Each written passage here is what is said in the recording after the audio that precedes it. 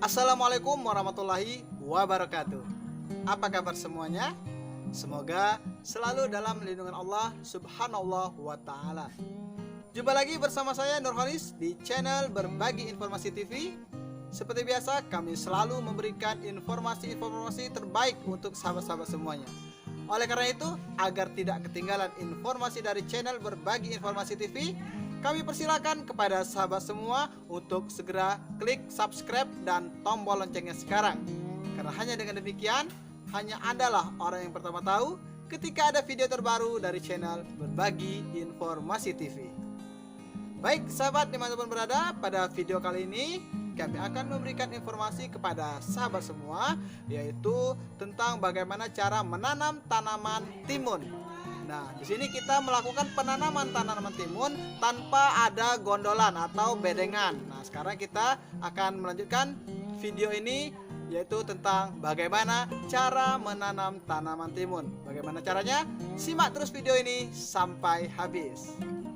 Oke, sahabat dimanapun berada, langkah yang pertama yang harus kita siapkan untuk melakukan penanaman tanaman timun, yaitu kita lakukan perendaman pada benih timun yang akan kita tanam. Nah, ini adalah salah satu contoh benih timun yang akan kita tanam, dan ini sudah saya lakukan perendaman. Nah, untuk melakukan perendaman kurang lebih selama 1 jam dengan menggunakan air yang panas kuku. Nah, mungkin teman-teman sahabat semua bertanya-tanya kenapa kok dilakukan perendaman kurang lebih selama 1 jam.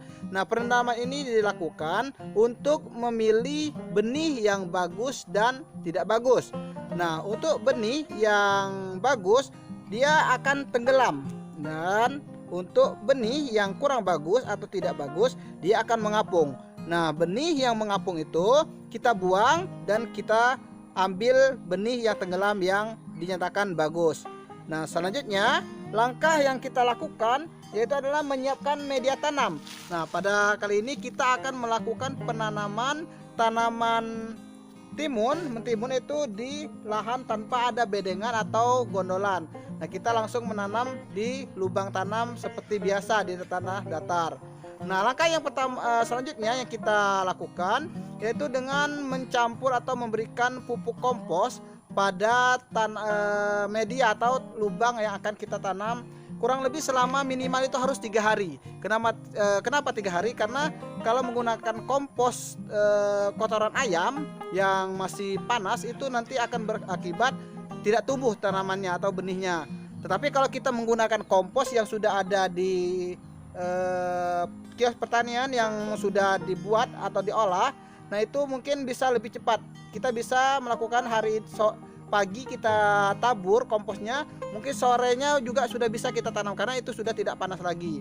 Tetapi jika kita menggunakan pupuk dasarnya yaitu kotoran ayam, kita harus melakukan pemberian pupuk komposnya atau dasarnya itu kurang lebih ya selama 3 hari minimal, sehingga tidak panas lagi untuk tanahnya. Kemudian setelah itu, nah ini adalah salah satu lubang yang sudah saya kasih kompos atau campuran ayam, dan ini sudah kurang lebih 4 hari saya tinggal. Ini sudah saya campur jadi hingganya seperti ini dan sudah menyatu. Dan kemudian selanjutnya kita lakukan pelubangan. Nah, kita buat lubang untuk melakukan penanaman tanaman timunnya. Ya, untuk buat lubangnya tidak terlalu dalam, kurang lebih seperti ini. Dalamnya seperti ini. Nah, selanjutnya kita tanam tanaman atau benihnya. Benih ini yang sudah kita rendam dan sudah kita pilih tadi, kita tanam langsung atau masukkan ke lubang tanamnya seperti ini. Kemudian setelah itu kita timbun lagi. Nah, timbun satu lubang tanam kita bisa atau satu media kita buat 2 tanaman atau buat lubang sebanyak 2 lubang, dan kita lakukan penanaman 1 lubang tanam yaitu sebanyak 2 benih. Nah, kemudian setelah kita lakukan penanaman seperti ini, baru kita lakukan penyiraman. Nah, bagaimana untuk penyiramannya? Penyiramannya untuk sehari pagi dan sore, sehari 2 kali dilakukan penyiraman sehingga tanaman kita tidak kekeringan. Nah, itu yang bisa kita lakukan untuk penyiraman. Kemudian setelah kita lakukan penyiraman, kita lakukan pemupukan awal atau pemupukan susulan, yaitu kurang lebih apabila tanaman kita sudah bermunculan daun besar kurang lebih sebanyak 2 lembar.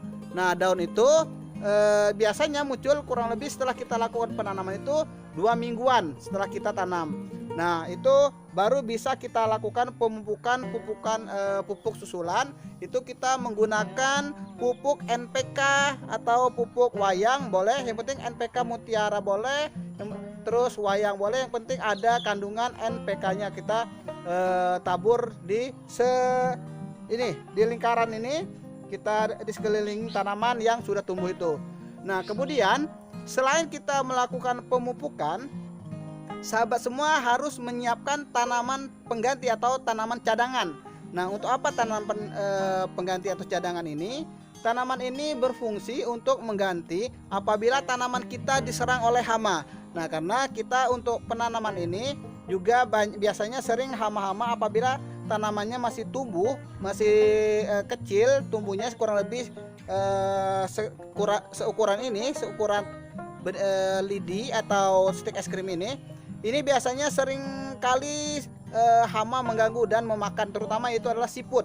Siput itu sering makan pada malam hari sehingga tanamannya langsung terpotong dan tidak bisa tumbuh lagi. Nah, fungsi dari tanaman pengganti atau cadangan itu untuk mengganti tanaman yang mana dimakan oleh hama tersebut, sehingga untuk proses pertumbuhannya itu serentak.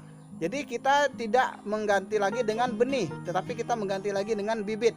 Jadi beda benih dan bibit, atau benih adalah seperti biji ini, sedangkan bibit itu adalah yang sudah tumbuh atau tinggal kita pindahkan. Itu antara benih dan bibit. Nah, kemudian setelah kita lakukan pemupukan dan selanjutnya kita lakukan perawatannya. Pemupukan juga setelah 2 minggu kemudian kami akan masukkan di deskripsi untuk pemupukannya berapa kali atau berapa kali pemupukan selama penanaman ini. Kemudian kita lakukan pemasangan ajar atau tajarnya, yaitu tajar untuk agar tanaman mentimun ini bisa menjalar atau merambat ke tajar yang kita pasang, karena tanaman mentimun ini dia merambat nanti naik ke atas sama seperti tanaman melon. Nah, dia bisa merambat ke atas. Kemudian setelah itu kita lakukan tetap penyiraman sehari 2 kali. Kemudian kita lakukan pemupukannya susulan pertama 2 minggu itu. Kemudian nanti selanjutnya akan saya informasikan di deskripsi untuk pemupukannya. Kemudian pemeliharaan itu ada dilakukan penyemprotan. Nah, dalam menanam mentimun ini biasanya kita akan ada bertemu yang namanya dengan hama, yaitu biasanya oteng-oteng. Kalau di sini di Belitung, oteng-oteng orang menyebutnya, itu hama yang memakan daun. Nah, itu biasanya daunnya bisa berlubang dan ada juga ulat. Kemudian yang kita butuhkan adalah penyemprotan penyemprotan pestisida. Nah, itu untuk membunuh hama-hama yang ada di tanaman mentimun kita, sehingga tanaman mentimun kita tumbuh subur dan bisa berbuah lebat. Nah, untuk berbuah lebat pada saat sudah tumbuh bunga atau masa putik, kita lakukan penyemprotan pestisida agar tanaman kita buahnya itu tidak dimakan oleh lalat buah, karena jika dimakan oleh lalat buah maka buahnya pun tidak bagus, bisa rontok ataupun bisa nanti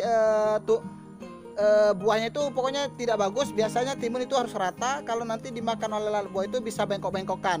Nah, itu yang menyebabkan tanaman atau hasil panen kita tidak bagus.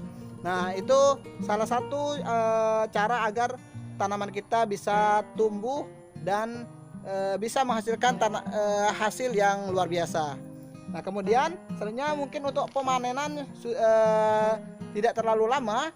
Nanti biasanya umur 1 bulan udah mulai banyak buahnya, itu bisa kita panen, tapi panen tidak sekaligus. Tapi untuk panen tanaman mentimun ini biasanya dia bertahap, jadi tidak habis sekali, jadi kita bisa panen berkali-kali.